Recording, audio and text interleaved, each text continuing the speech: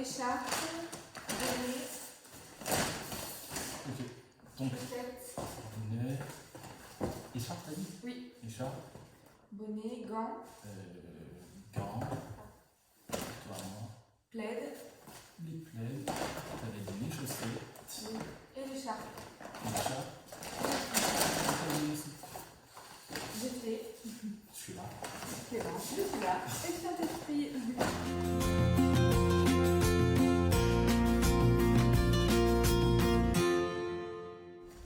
Expliquez-moi, qu'est-ce que vous faites? On va mettre en action l'œuvre charitable. On va t'expliquer, mais avant tout ça, il est important que tu aies une feuille et un stylo. Ça marche. Donc, qu'est-ce qu'on fait?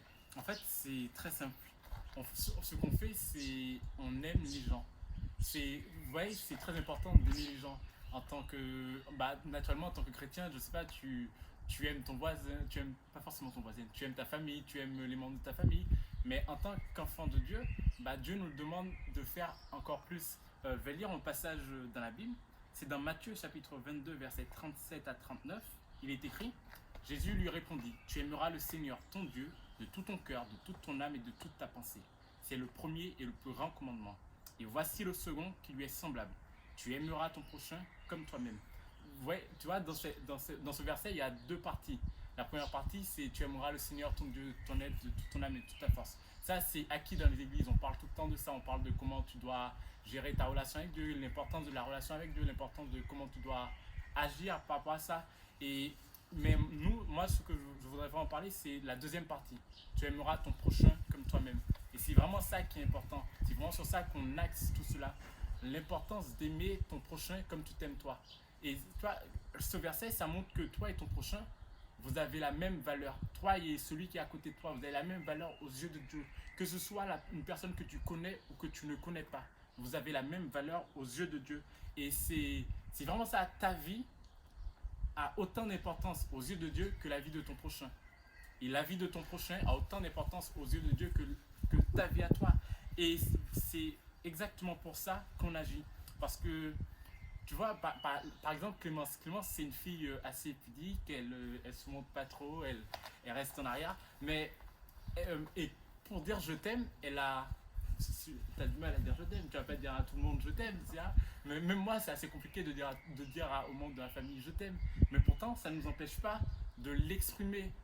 Parce que je t'aime, je fais telle chose, parce que j'aime ma maman, je lui fais à manger, je lui prépare des petits desserts que j'amène pour elle. Ça c'est vraiment parce que j'aime ma maman.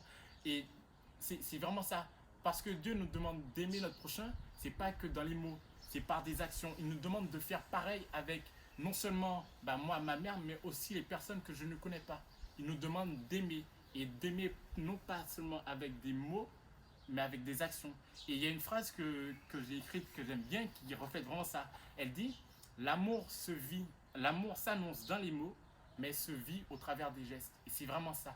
L'amour pour ton prochain s'annonce dans les mots, mais se vit au travers des gestes. Et c'est vraiment ce que Dieu veut que Dieu nous appelle à faire. Aimer notre prochain.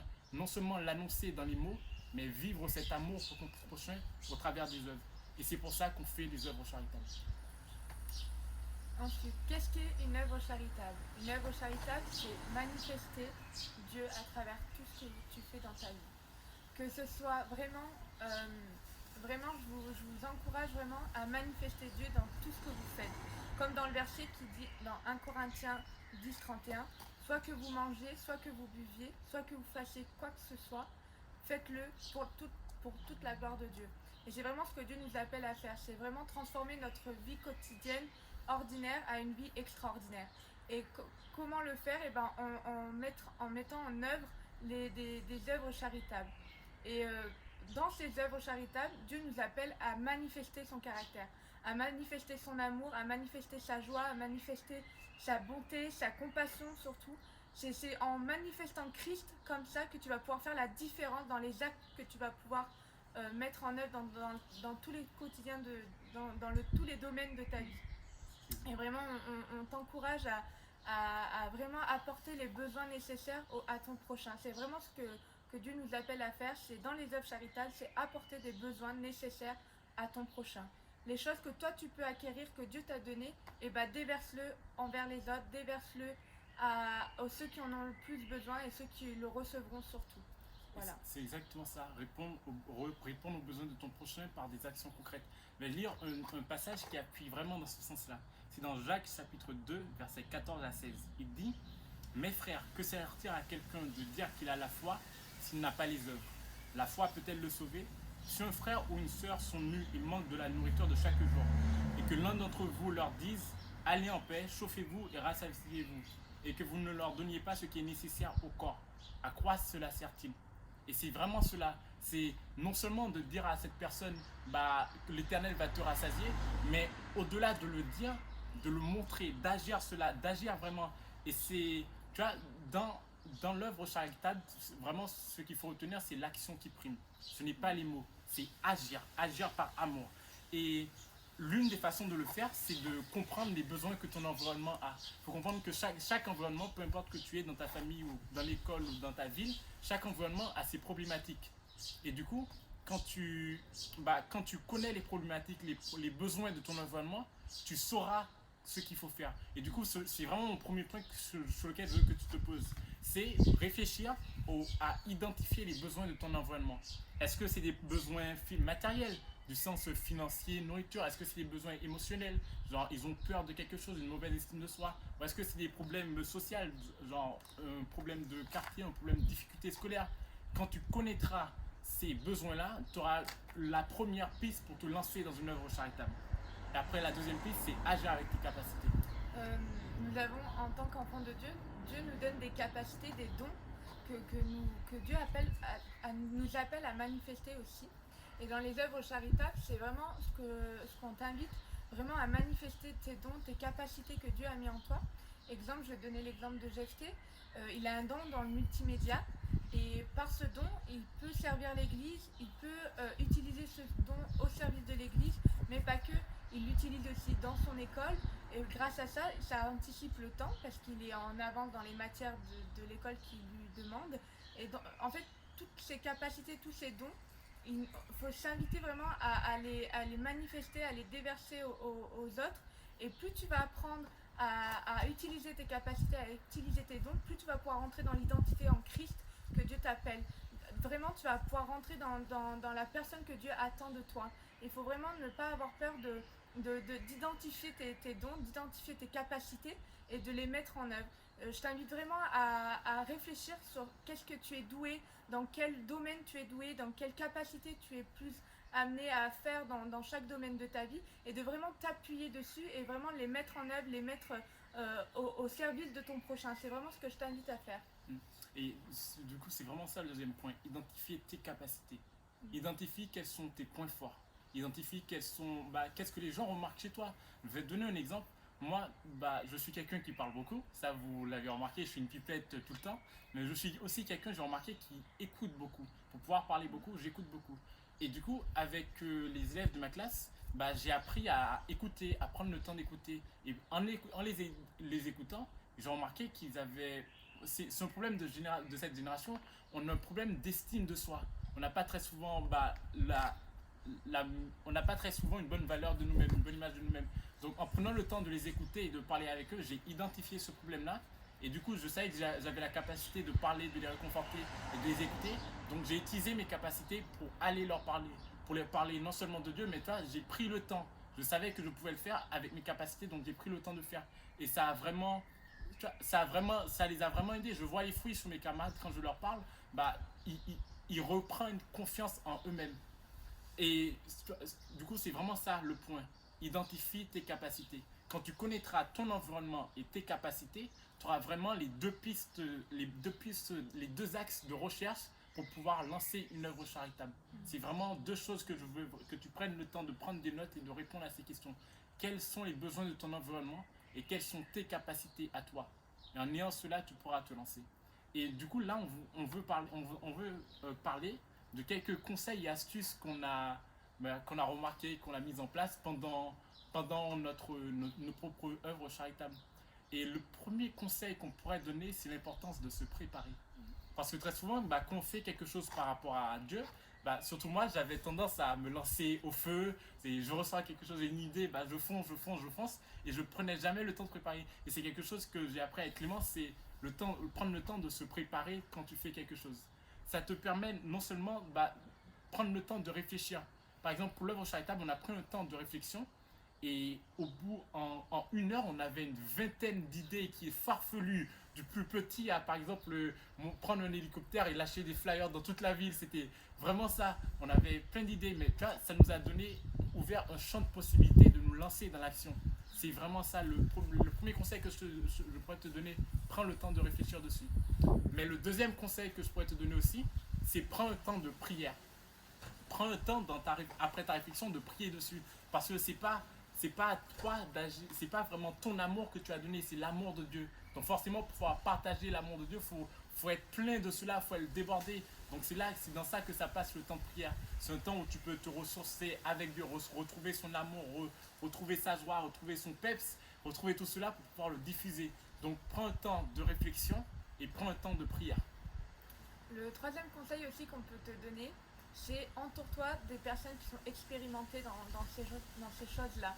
Vraiment, n'hésite pas à demander de l'aide aux personnes qui ont l'habitude de faire des œuvres charitables ou qui même a construit leur quotidien, un quotidien extraordinaire comme je te disais au début, à vouloir toujours faire des œuvres charitables, peu importe leur domaine. Je t'invite vraiment à t'entourer de ces personnes-là qui pourront te motiver, qui pourront même te conseiller et même davantage te dire les erreurs qu'ils ont commises pour éviter que tu les commettes aussi. Et vraiment, je t'invite vraiment à demander de l'aide aussi, à demander des conseils envers eux et ne pas avoir honte ou quoi que ce soit et vraiment que ça puisse te motiver à faire ces œuvres charitables. Le deuxième conseil aussi qu'on peut te conseiller, c'est vraiment, si c'est une grosse œuvre charitable, si c'est un gros événement, je te conseille vraiment de le faire en groupe. Déjà d'une, pourquoi? Parce que vous allez pouvoir vous partager plusieurs idées différentes, vous allez pouvoir avoir un large étendue d'idées et de conseils aussi, mais d'autant plus c'est que vous allez pouvoir vous répartir des tâches qui peuvent peut-être être plus lourdes que d'autres, mais surtout le fait d'être en groupe, bien sûr c'est plus drôle, c'est plus amusant et puis en plus vous pouvez vous porter mutuellement, vous pouvez vous élever, vous motiver mutuellement et d'autant plus ça peut être vraiment quelque chose où vous allez pouvoir même vous apprendre à vous connaître, aussi utiliser les dons de chacun, les capacités de chacun qui vont pouvoir aussi vous les manifester. Et vraiment, je t'encourage en tout cas, que ce soit une petite ou une grande œuvre charitable, je t'invite à le faire avec plusieurs personnes, que ce soit 2 ou 5 ou 10. C'est d'autant plus amusant et d'autant plus motivant et encourageant. Le cinquième conseil qu'on pourrait te donner, c'est savoir se mettre une limite. Autant dans le premier conseil, j'ai dit que c'était open free, que tu pouvais penser à toutes choses, autant là, c'est important de savoir se mettre une limite dans l'action. C'est parce que déjà, ça te permet de gérer ton temps. Tu sauras quand il faut commencer et quand est-ce qu'il faut arrêter. Mais aussi, en autre côté, ça te permettra de gérer ton budget. Mais nous, c'est vraiment ce qu'on a fait. Clément s'expliquera plus tard. Mais on a vraiment pris un temps où on a vraiment décidé de se mettre une limite précise, un cadre d'activité, un cadre donné qui nous permettait vraiment de pouvoir nous donner au maximum, mais dans un cadre précis. Ça nous a évité de nous gaspiller au-delà de ce que nous devons faire et de faire tout ce qui était bon à faire. Et le sixième conseil que je pourrais te donner, c'est n'hésite pas à faire quelque chose qui... Tu vois, si l'œuvre que tu veux faire a un coût financier, une astuce que nous avons trouvée, c'est les cagnottes en ligne. Les cagnottes en ligne, c'est simple, c'est des plateformes qui te permettent de mettre une cagnotte et de partager cette cagnotte avec les personnes. Et tout le monde peut cotiser dessus. Et nous, pour notre action, l'une des actions que nous avons fait, nous avons vraiment fait ça. Nous avons fait une cagnotte et nous avons reçu même au-delà de ce que nous pensions. Mais c'est vraiment un moyen de supporter ton action. Au-delà de toi, si tu as les idées mais tu n'as pas les finances nécessaires, n'hésite pas à utiliser ce que l'Éternel a mis entre tes mains, notamment les cagnottes en ligne qui permettent vraiment de faire ça. Donc c'était vraiment mon sixième point. Si tu as un souci, un coût financier, n'hésite pas à utiliser les cagnottes. Ensuite, prochain conseil, j'espère que tu as pris des notes. Le prochain conseil, c'est vraiment sors de ta zone de confort. le fait de t'amener dans une œuvre charitable, ça va t'amener à sortir de ta zone de confort. Forcément, si tu n'as pas l'habitude d'aller vers les gens, de pouvoir de discuter, de même prendre un temps d'écoute, c'est quelque chose qu'il faut vraiment que tu demandes, même à Dieu, qui te permette de donner des opportunités de sortir de ta zone de confort. Parce que d'autant, plus tu vas sortir de ta zone de confort, plus tu vas te découvrir vraiment dans ton identité en Christ.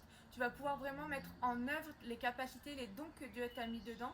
Mais surtout, le fait de sortir de ta zone de confort, ça va pouvoir t'élargir aussi les connaissances que tu n'avais peut-être pas pris en compte. Et vraiment, je t'invite vraiment à ne pas avoir peur, ne pas avoir de crainte par rapport à les choses qui te demandent de faire. Mais vraiment, sors de ta zone de confort. Plus tu vas sortir de ta zone de confort, plus tu vas pouvoir acquérir plus de connaissances, tu vas pouvoir manifester aussi l'œuvre de Dieu que Dieu a mis en toi, et plus tu vas pouvoir manifester le caractère de Christ.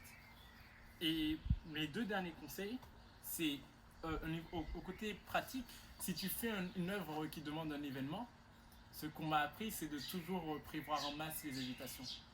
C'est parce que généralement, quand tu fais sur une vingtaine d'invitations, tu n'as qu'une seule personne. Nous, c'est ce qu'on a fait. On avait une vingtaine d'invitations, on n'a qu'une seule personne qui est venue. Donc, si tu fais une œuvre, un événement, par exemple, je sais pas, pour les sans-abri, que tu veux les inviter et que tu veux faire des invitations, prévois toujours en masse au-delà du nombre. Comme ça, ça te permettrait de toucher le plus de personnes possible. Et le dernier conseil, c'est vraiment quelque chose d'important. Je veux que tu saches que l'Église est un soutien. Dans le sens où on est frères et sœurs chrétiens, tu vois, on est plus qu'une communauté, on est une assemblée, on est une famille. Et qui fait que quand quelqu'un se lance dans un projet, forcément on sera là pour te soutenir.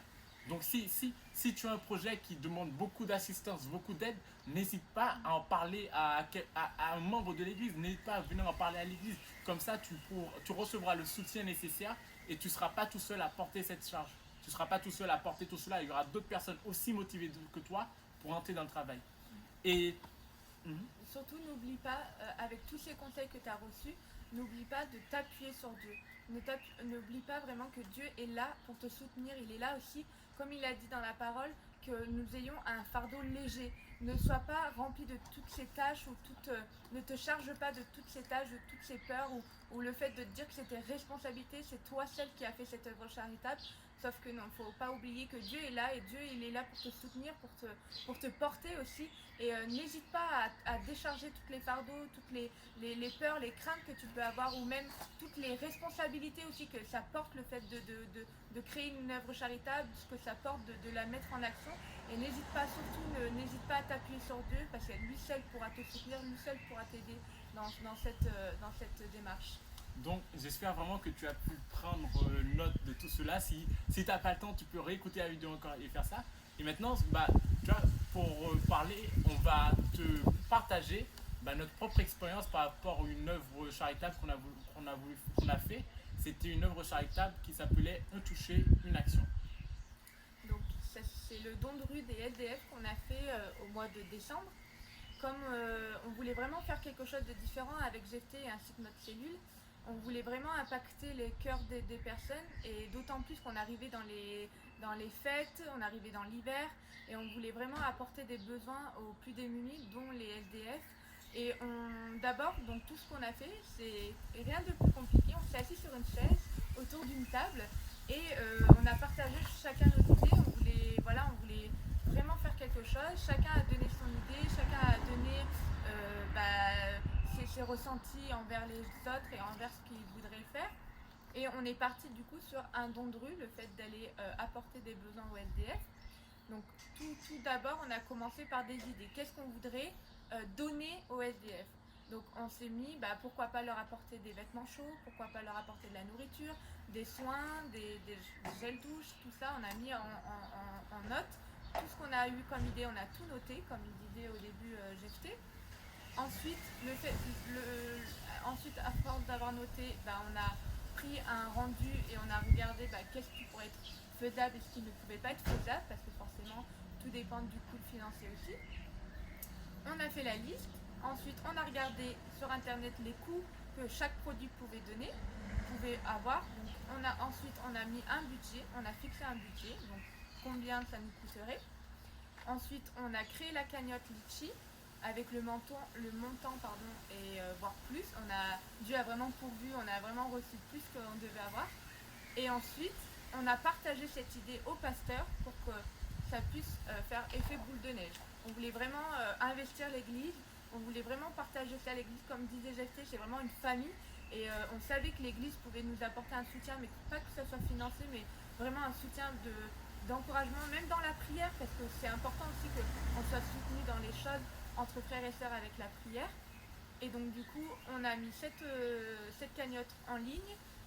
Des personnes de l'église a pu mettre de l'argent, mais aussi d'autres personnes nous a ramené des vêtements, nous a ramené des produits, nous a ramené tous les nécessaires qu'on avait demandé dans le sac, d'où la liste on avait mis.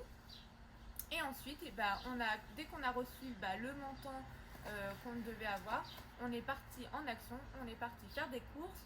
Le fait d'être bien organisé, d'avoir fait une liste de tous les produits qu'on avait besoin, ainsi qu'avoir le montant, on a pu gérer notre temps, gérer le budget, mais aussi gérer toute la quantité pour pas qu'on ait trop ou pas assez. Donc on a pu bien gérer, on a pu faire 25 sacs, tout ce qu'on voulait. Et je vous laisse expliquer du coup le déroulé de la... Et du coup, on est arrivé le jour J à l'église et en fait, on avait demandé à plusieurs personnes de venir. On avait fait demander du nombre des personnes en soutien pour pouvoir porter les sacs et tout ça. Et au final, on s'est retrouvé à 4. On aurait pu trouver ça dommage, mais sincèrement, on a pris un temps de prière. On a vraiment reçu que c'était le nombre exact qu'il fallait, le nombre de personnes qu'il fallait, parce qu'on était tous motivés, on avait tous la même flamme pour pouvoir sortir et parler de tout cela, de faire l'action tout concrètement. Donc on a pris un temps de prière. Après, on a décidé de où on allait partir et on est parti à Delille. Arrivé à Delille, on est sorti avec 2-3 sacs. Et on est arrivé au niveau de la fontaine et à Delille, il s'est passé un truc qui m'a vraiment marqué. On était on était plus parti pour donner que recevoir. Mais au final, on a reçu beaucoup. Et l'une de ces choses qu'on a reçues, c'est qu'on est tombé sur un jeune monsieur qui est un chrétien, mais qui était sans abri au moment donné, qui est un chrétien, qui maintenant il a un appart, mais il est toujours dans une situation compliquée. Et chaque matin, il se lève pour prier pour la ville. Et il nous a raconté son témoignage, comment il est passé par plein de choses. Et nous, ça nous a fortifié, on a vraiment reçu son témoignage, sa force, il nous a partagé vraiment ça. Et ça nous a vraiment fortifié sur le fait que Dieu était quand même là Dieu était là avec nous. On n'était pas seuls, c'était vraiment, il y avait la main de Dieu et l'action de Dieu dans tout cela. Et après, on est sorti de Delille, on est descendu vers Gaïa. Et il faut savoir que dans nos sacs, on avait une lettre qui était rédigée par une de nos connaissances, qui était une ancienne sans-abri, qui maintenant, grâce à Dieu, tout s'est bien passé. Et justement, toute sa situation s'est arrangée grâce à Dieu. Et du coup, elle parle vraiment de l'action de Dieu dans sa situation. Et du coup, elle écrit une lettre personnelle où elle s'adresse directement. C'est vraiment une lettre avec Dieu. Comment je le sais?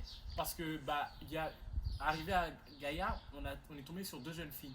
On les a donné le sac, on discutait avec eux. Pendant qu'on discutait, l'une des jeunes femmes a pris la lettre, elle l'a ouverte et elle s'est mise. Je me rappelle toujours, elle a eu les yeux qui se sont remplis de larmes et elle a fermé la lettre, elle a fait non, je ne peux pas. Et moi, ça a vraiment marqué parce que on voyait l'impact direct de ce qu'on faisait. On voyait que ce qu'on faisait, c'était pas inutile, ça créait quelque chose, ça changeait les cours des choses pour ces personnes. Et moi, ça a vraiment fortifié à recommencer, parce que j'ai commencé à être fatigué aussi, et ça m'a vraiment fortifié surtout cela, sur le fait que Dieu était avec nous. Et il y a cette partie aussi, je commençais à fatiguer, et quand j'ai commencé à fatiguer, justement, je me rappelle, j'ai prié, j'ai dit Seigneur, tu vois, je commence un peu à perdre la flamme, parce que on a eu des refus quelquefois, on a eu des réactions froides, mais j'ai commencé avec toi, Seigneur, Seigneur, j'ai commencé avec toi, je veux finir avec toi, donc s'il te plaît, redonne-moi la flamme. Et je suis tombé sur cette femme, et il y a eu cette expérience, et ça m'a vraiment refortifié. J'avais la patate, et je suis reparti, et même, j'avais tellement la patate, je suis tombé dans une flaque, mon pied s'est pris totalement. À la fin, j'ai marché sans chaussures, tellement j'avais les godasses remplies d'eau, mais c'est vraiment une expérience à vivre. Parce que, tu vois, c'est là que tu vois que c'est plus toi, mais c'est vraiment Dieu qui agit au travers de toi, parce que c'est pas ton amour qui porte les choses, c'est l'amour que Dieu a pour les gens. Et c'est vraiment ça qui nous a poussés. Et je vous encourage vraiment à vivre cela, parce que c'est une expérience qui te montre que tu peux mettre une action concrète. Et tu vois, ça, tu ne pourras jamais le savoir tant que tu ne le fais pas. Donc je t'invite vraiment à rentrer en action toi aussi, à faire ce pas de poser une œuvre charitable. Donc ça, c'était vraiment mon ressenti par rapport à moi-même, par rapport à comment j'ai vécu. Ensuite, mon ressenti, c'est plus le côté timide que j'ai, le fait d'avoir peur d'aller vers les personnes, de sortir de mon confort aussi. Je t'invite vraiment à faire cette œuvre charitable aussi pour pouvoir sortir de ton confort, vraiment pour vraiment aller au-delà de tes capacités, au-delà de tes craintes, au-delà de tes peurs, et vraiment que ça puisse les surabonder par la joie, par la paix que Dieu peut te donner. Et vraiment demande à Dieu vraiment qu'il puisse te fortifier, te donner la paix, la joie et le zèle aussi pour le faire aussi, et que vraiment toutes les craintes, toutes les peurs que tu peux avoir, toute la timidité vraiment que tu peux avoir, vraiment chasse-les et vraiment surabonde avec l'amour de Dieu que Dieu peut te donner. Et je t'invite vraiment à sortir de ce confort tel que je l'ai fait. Ça m'a vraiment aidé. Ça m'a vraiment permis aussi d'acquérir des connaissances. Ça m'a permis aussi de pouvoir propager l'amour que Dieu m'avait donné et de pouvoir le déverser. Ça m'a vraiment permis aussi d'être plus à l'aise avec moi, plus à l'aise aussi envers les autres et dans le fait de parler, le fait de pouvoir écouter les personnes. Maintenant, tu as toutes les cartes en main et je t'invite vraiment à te mettre en action et à agir pour les autres. Et justement par rapport à ça, rappelle-toi des points. Identifie les besoins de ton environnement. Identifie tes capacités et avec tous les conseils et astuces qu'on t'a donnés, lance-toi. Maintenant, les cartes sont entre tes mains et c'est à toi d'agir maintenant. Sois béni. Bye. Bye. Et dis-moi, t'as déjà fait quelque chose par influence, par exemple quelque chose que tu n'aurais jamais fait de toi-même? Oui, hein. Tu sais, j'en ai fait des choses par influence que j'aurais pas fait en temps normal. Et je me souviens d'une chose en l'occurrence, c'est que en fait, quand j'étais au collège, j'avais un groupe de potes. Et puis en fait, nous, après les cours, on avait l'habitude de sortir, d'aller se promener et tout. Et puis une fois, en fait, après les cours, on est sorti, on allait dans un centre commercial. Et puis on était un groupe de 5 filles, ouais, 5 filles je pense. Il y avait une d'entre elles en fait qui avait l'habitude de voler. Et puis nous, les 4 autres, moi aussi, inclus moi, en fait on faisait pas ce genre de trucs, ce genre de choses. Du coup on est arrivé donc dans le centre commercial, dans un magasin de jouets. Et la vie en fait a des jouets et tout, elle nous a dit oui venez on prend ces jouets là et on se barre avec et tout. Et puis elle les a pris, elle les a distribués, elle nous les a distribués, et puis on les a pris, on les est sortis avec. Et puis le propriétaire du magasin nous a rattrapés. Ouais. Du coup en fait voilà, j'ai volé une fois, alors que en fait j'étais fille en fait, comment dire, fille en fait de Dieu. J'ai été élevée à l'église, j'ai grandi à l'église. Je connaissais Dieu, je connaissais ma Bible, je priais et tout. Il faut même savoir que ces filles-là, en fait, moi je les prêchais l'évangile à ces filles-là. Je leur prêchais l'évangile, je leur parlais de Dieu, j'essayais de leur faire venir à l'église, de leur faire grandir avec Dieu, quoi, de connaître Dieu. Et moi, j'ai fait cette chose-là qu'en temps normal, j'aurais jamais fait. J'aurais jamais pensé à faire cette chose-là un jour. Et tout ça, en fait, par influence. Ouais, c'est sûr. Et toi, du coup? Moi, oui. Moi aussi, j'ai été influencé à un moment parce que, par exemple, moi, j'allais plus à l'église quand j'étais adolescent, pour plusieurs raisons. Et puis, mais j'avais quand même les valeurs chrétiennes. Enfin, on m'avait élevé comme ça, comme toi. Mais à force de traîner avec des gens qui faisaient un peu tout et n'importe quoi, je devenais comme eux. En fait, je commençais à parler comme eux, à écouter des musiques comme eux, à penser comme eux.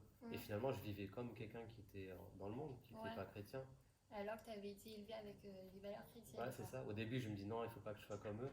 Et puis, c'est arrivé au fur et à mesure, en fait. Et c'est ça, l'influence.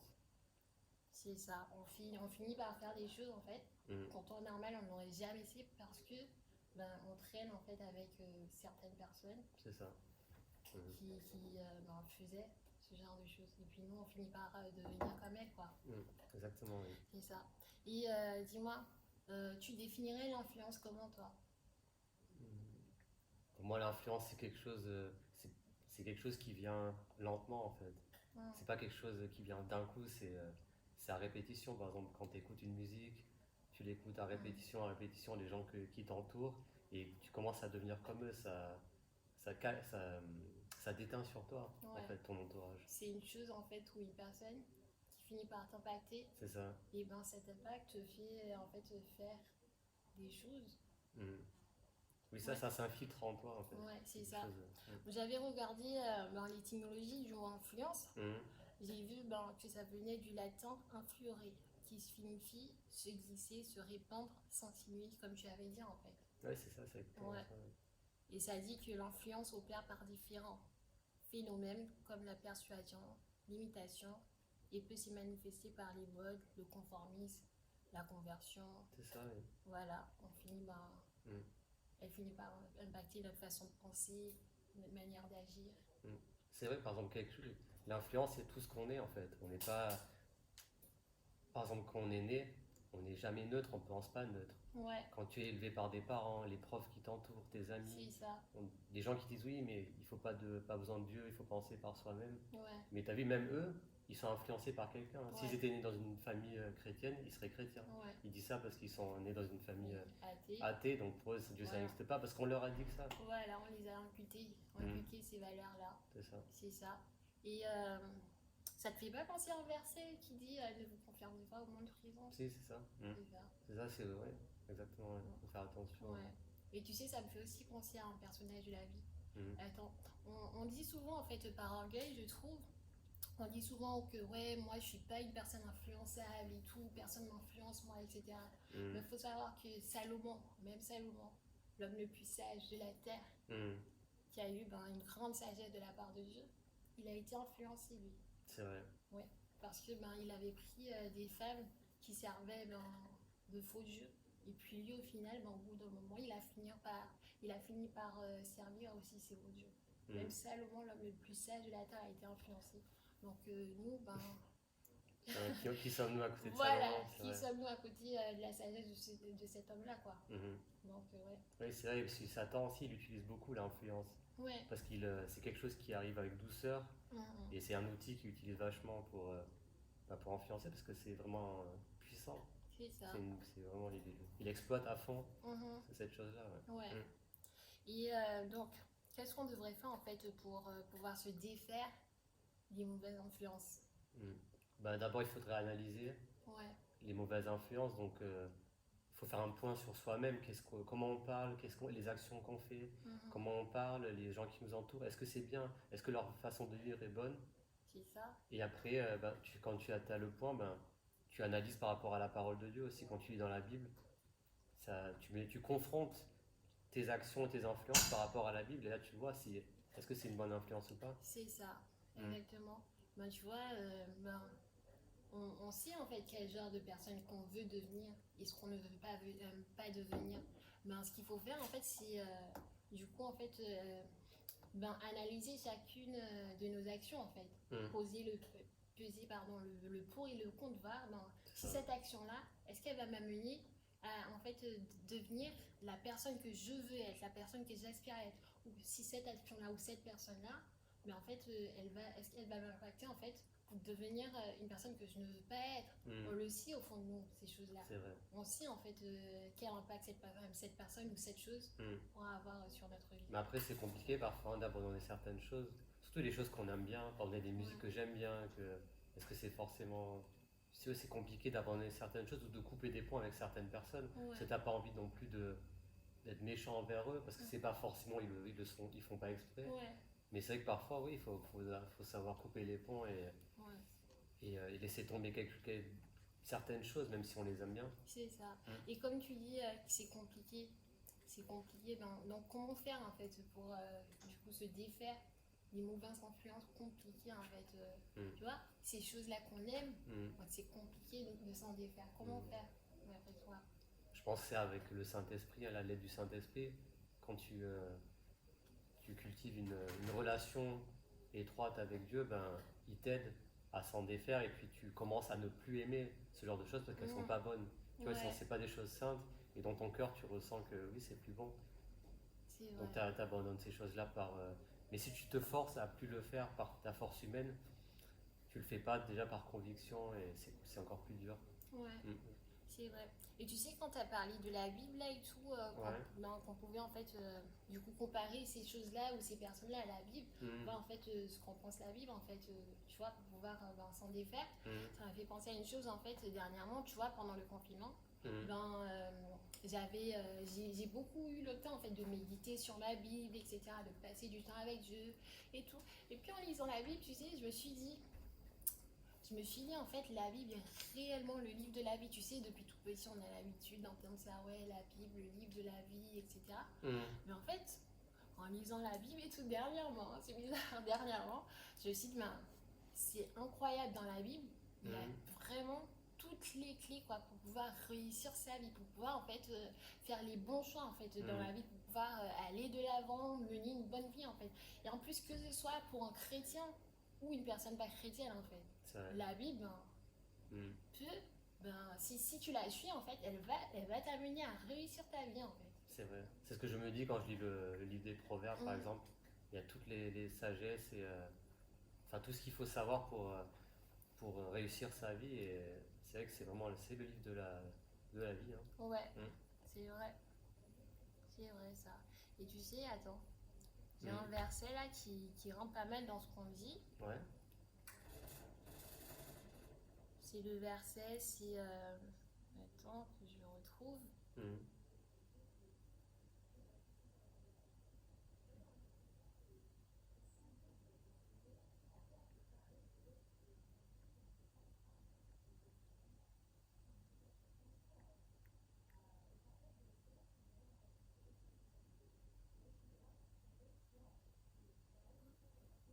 C'est 2 Timothée 3, Mm. 1-5 qui dit: Sache que dans les derniers jours, il y aura des temps difficiles, car les hommes seront égoïstes, amis de l'argent, vantards, orgueilleux, blasphémateurs, rebelles à leurs parents, ingrats, impies, insensibles, incapables, calomniateurs, violents, cruels, ennemis du bien, traîtres, emportés, aveuglés par l'orgueil, amis du plaisir plutôt que de Dieu. Ils auront l'apparence de la piété, mais ruineront ce qui en fait la force. Éloigne-toi de ces gens-là. Mm. C'est exactement ça. Hein. Ouais, C'est la Bible qui nous dit de faire le tri et de les abandonner. c'est ça. Et en plus, en cette période-là, on arrive quand même dans une période de la fin des temps, quoi. Et C'est du vrai. coup, c'est dans ces moments-là qu'il faut vraiment commencer à faire le tri, quoi. Mm. Le tri de notre entourage, en fait. Le tri des personnes qu'on fréquente, des choses qu'on fait, Mm. des actions qu'on faisait. C'est vrai que oui, notre génération, surtout avec les réseaux sociaux, C'est ça. maintenant c'est vrai que l'influence est partout et il y a plein même d'influenceurs, ça s'appelle. Donc ces gens-là nous influencent, Ouais, en bien ou en mal. Hein. ouais. Mm. Il faut faire le tri, quoi, abandonner les mauvaises choses. Mm. Et donc, après avoir abandonné les mauvaises choses, ce qui reste à faire, c'est C'est de chercher les bonnes. Hein, c'est ça. exactement Mm. chercher les bonnes influences. Mm. Comme base pour pouvoir chercher les bonnes influences, la première des bases, c'est la parole. Hein. C'est la Bible. Ouais. Ouais, Mm. c'est une influence, c'est une forte influence, comme je le disais tout à l'heure. C'est le livre de la vie, quoi, concrètement. C'est vrai, Non chrétien ou pas, c'est le livre de la vie. c'est ça. C'est un livre qui va t'influencer, quoi, qui va influencer ta manière de vivre, qui va t'amener à faire des choses que tu ne faisais pas avant, de bonnes choses, bien sûr, Oui, c'est ça. et qui va t'amener à te défaire de ces mauvaises choses-là. C'est une bonne influence déjà, la Et parole. le Saint-Esprit aussi. Hein. Ouais, C'est vrai. C'est une personne, donc cette personne-là t'influence. c'est ça, exactement. Et les frères et sœurs chrétiens, C'est vrai. Dans l'église, oui, il faudrait demeurer avec des gens qui sont bons et qui vivent une vie droite. ouais. Et puis on trouve aussi des modèles et des gens parfois que je regarde et je me dis j'aimerais bien être comme eux. Et je me dis si je les côtoie, ils m'influenceront en bien. Ouais. Mm. Tu vois, une fois, en fait, avoir quitté Saint-Martin, Mm. je suis arrivée à Orléans, j'ai passé 8 mois à Orléans. Et en fait, j'étais entourée par des jeunes plus âgés que moi. Mm. Des jeunes plus âgés que moi de 10 ans, 8 ans, etc. Et ben ces jeunes-là, en fait, c'était des personnes qui recherchaient vraiment Dieu, qui méditaient la parole, qui jeûnaient, qui cherchaient la face de Dieu, quoi, qui avaient soif de Dieu, qui cherchaient qui cherchaient Dieu, quoi, qui voulaient grandir avec Dieu. Et en étant avec ces jeunes-là, pas forcément d'une manière voulue, en fait, pas forcément de ma propre volonté. Et je me suis retrouvée là-bas. Et en étant avec ces jeunes-là qui faisaient partie de mon entourage, j'ai fini par agir comme eux, tu vois. J'ai fini par aussi, moi, avoir cette soif-là pour Dieu. J'ai fini par, oui, chercher Dieu, prier Dieu, jeûner, etc. Cet entourage-là m'a impacté. C'était pas forcément voulu, c'était pas recherché, mais ils faisaient partie de mon entourage et ils m'ont impacté. C'est vrai que ça montre aussi que voilà, parfois l'entourage, on ne le cherche pas vraiment, mais il nous influence aussi, même si c'est pas voulu. C'est vrai que c'est quelque chose de fort. L'être humain est un homme. Non. L'homme est un être influençable. C'est ça. C'est un sujet de philosophie qu'on avait fait. C'est ça, comme tu disais au début. Qu'on le veuille ou pas, en fait. On est influencé par quelque chose. Et puis les livres aussi. Je sais qu'il y a des grands hommes de Dieu, les livres que j'affectionne beaucoup et j'aimerais bien être comme eux. C'est vraiment des modèles. C'est vrai. C'est ça. Et puis même, on peut être aussi influencé par des personnes non chrétiennes. Hein. Oui, bien sûr. Bien sûr. Il y a des bonnes personnes non chrétiennes. Je pense en l'occurrence à une amie que j'ai connue il y a quelques années. C'est pas une chrétienne. Mais en fait, cette fille-là, c'est la fille la plus douce, honnêtement. La plus douce que je n'ai jamais connue. La plus... cette fille, la fille la plus aimable, quoi, que je n'ai jamais connue. Et j'ai traîné avec cette fille-là, je l'ai fréquentée, elle m'a tellement fait du bien, tu vois, elle m'a apaisée, elle m'a fait du bien. C'est une personne, c'est encore une fille non chrétienne. Mais cette fille-là, c'est une bonne fille qui m'a impactée, qui m'a fait du bien. La preuve que voilà, on peut être influencé par. C'est vrai, quand j'ai un ami, il est très serviable et on peut toujours compter sur lui, il aide vraiment les gens. Pourtant, il n'est pas chrétien, mais c'est vrai que lui, il ferait tout pour aider les gens et je trouve ça. C'est une valeur chrétienne, hein, même s'il n'est pas chrétien. Il y a des gens qui ont vraiment des bonnes valeurs. C'est ça, c'est ça. Ouais, on peut avoir en fait de bonnes influences non chrétiennes. C'est vrai. Aussi. C'est vrai. Donc au final, pour être un bon influenceur, faut prendre toutes ces choses-là qu'on a dit et les mettre en application. Déjà, si tu lis la Bible et que tu as une relation avec Dieu, tu deviens un bon influenceur pour l'entourage. Et moi, j'ai vraiment envie de le devenir en tout cas. D'influencer en bien les gens et que les gens, plus tard, vont se dire, ah ben Manuel, il m'a bien influencé. C'était vraiment une bénédiction pour moi. C'est ça, quoi. Toutes ces choses-là qu'on a dit, se défaire des mauvaises influences. Parce qu'en fait, on a des influences qu'on le veuille ou pas. Donc, se défaire des mauvaises influences. Donc, chercher à traîner qu'avec les bonnes influences, en fait. Et ensuite, après avoir pris tout ça, après avoir reçu tout ça, nous, à notre tour, donner, en fait, aux autres ces choses-là qu'on a reçues, devenir, nous, maintenant, un influenceur, quoi. Influenceur pour les autres. C'est ça, exactement. Pour les personnes aussi non chrétiennes, quoi. Comme cette fille-là que je t'ai dit, non chrétienne, que c'est la fille la plus aimable que je connaisse. Elle n'est pas chrétienne, mais moi je sais qu'à mon tour, elle m'a influencée en moyen, et moi à mon tour, je l'ai influencée aussi. Je lui parle de Dieu encore à présent, etc. Je lui parle de Dieu, elle cherche à connaître Dieu, voilà quoi. Il nous donne des choses qu'on n'a pas, et nous, en retour, on peut leur donner des choses qu'ils n'ont pas. C'est ça, exactement. Être influenceur à notre tour.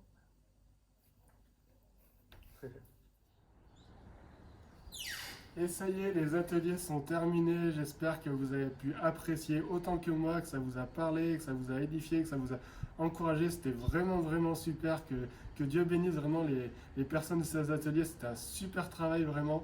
Et voilà, je vous encourage à nous suivre encore jusqu'à la fin de la semaine pour les sessions, les messages qui restent. Donc je vous souhaite à tous une très, très bonne soirée. Que Dieu vous bénisse et à très bientôt. Ciao!